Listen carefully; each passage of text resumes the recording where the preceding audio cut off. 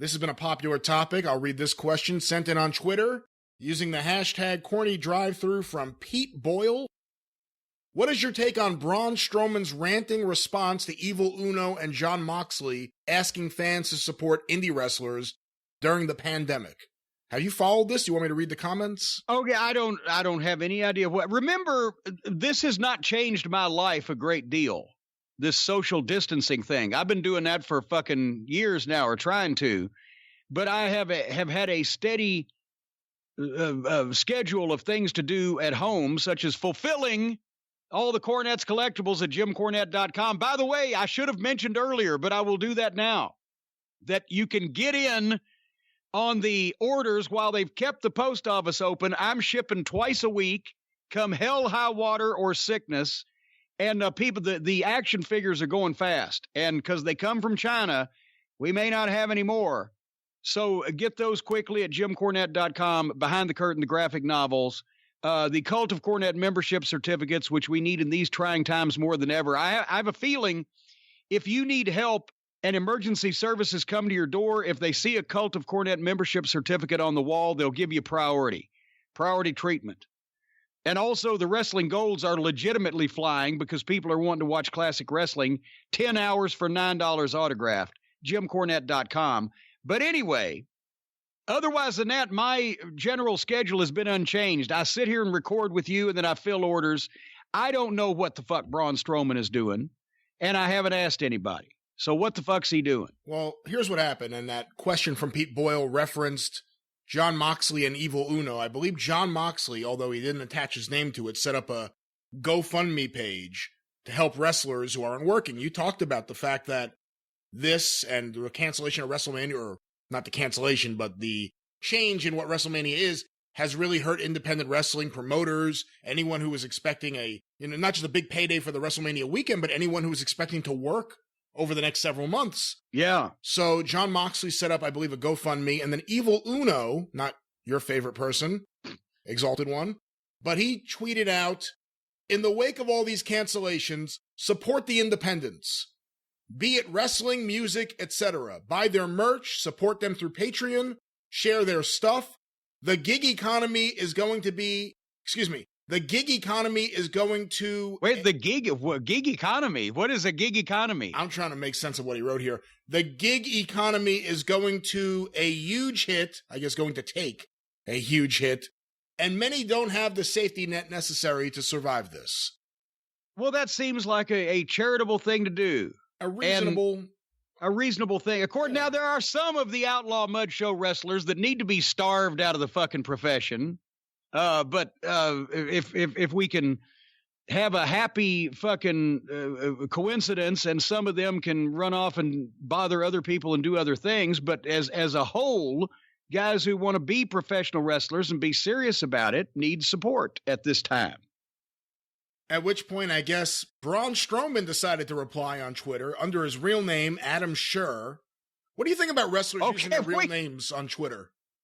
Why would, for fuck's sake, why would he have his real name on his Twitter when he's Braun Strowman? When you think about it, he's never been in a business, has he? He's only been a WWE guy. He never worked anywhere else. So he's never actually been in the wrestling business. Right? Correct. So he's another one of these fucking people that just think, I'm a performer playing a part. So he puts his real name on his Twitter. Okay. What'd he say? Now I already dislike the guy. He said, here we go with more of the somebody pay my bills stuff. If you can't afford to pay your bills, maybe you should change professions. That's why I quit strongman. I loved it, but I couldn't afford to live. Wait a minute, you quit strongman. Is strongman even a business? I guess strongman competitions, like Ken Patera used to do. Well, fuck, do they have more than like one of those a year? That was the deal. ABC's World's Strongest Man competition this year is like, it's something that never mind. That's why I quit strongman. I loved it, but I couldn't afford to live. So instead of making a GoFundMe or a Patreon, wanting someone else to take care of me, I went out and worked harder than I ever have in my life to get to where I am. What happened to being accountable for your own actions? For anyone that goes, it's easy for you to say, you're a WWE superstar. And FYI, 7 years ago, I moved to Florida with everything I owned in a Kia Soul with $150 to my name when I started this. Okay, well, that means that up until the time 7 years ago, you were a fucking bum. What difference does that make to anything?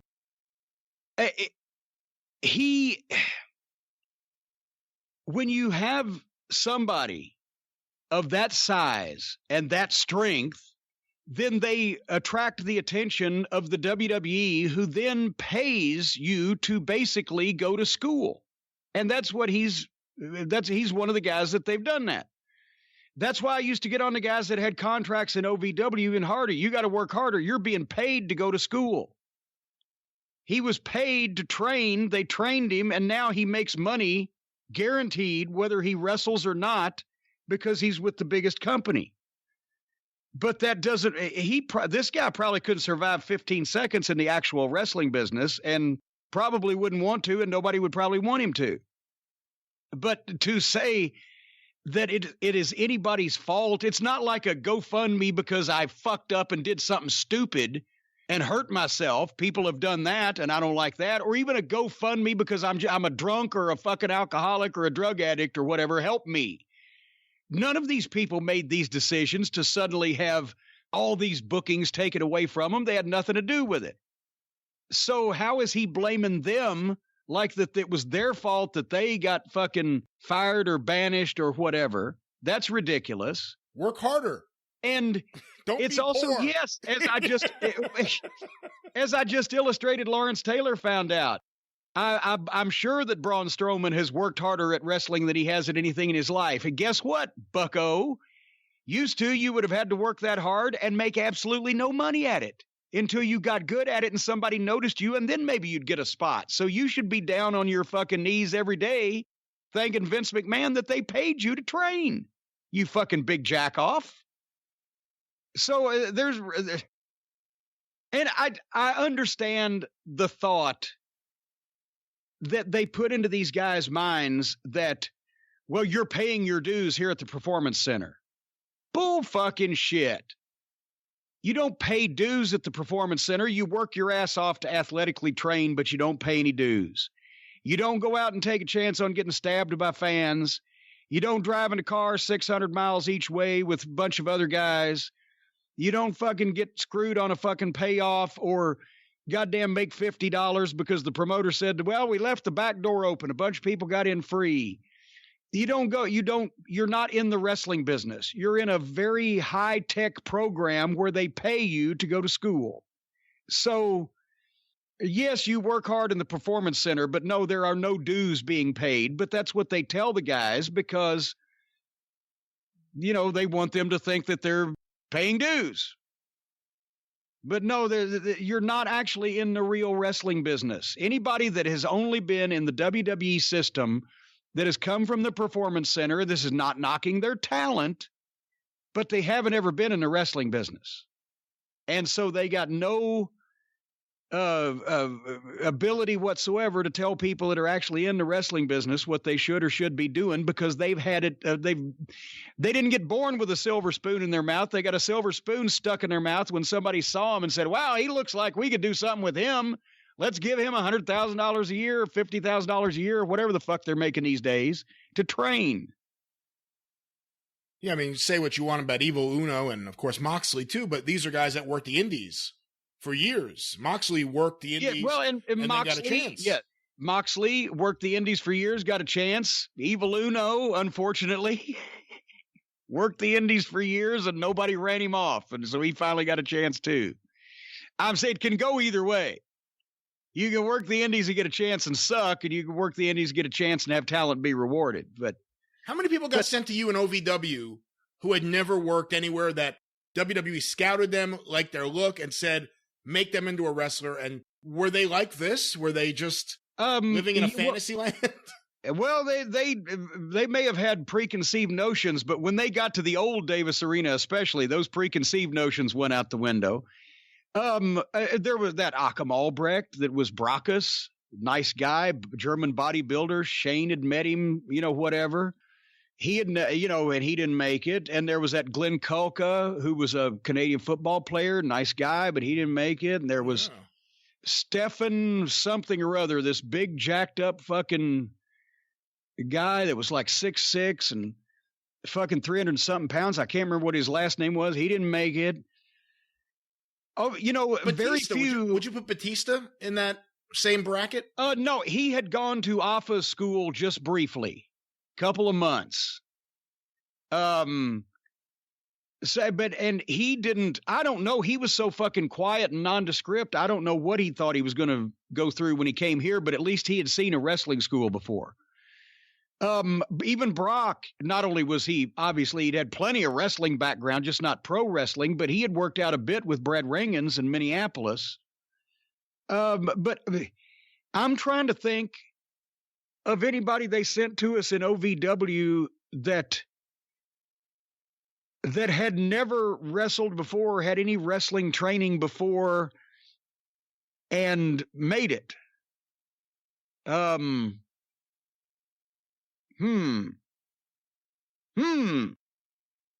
mean, we found some guys, Elijah Burke. We found him at one of our tryout camps, but we invited him to OVW before he got a contract because he'd been a lifelong fan and he was a natural.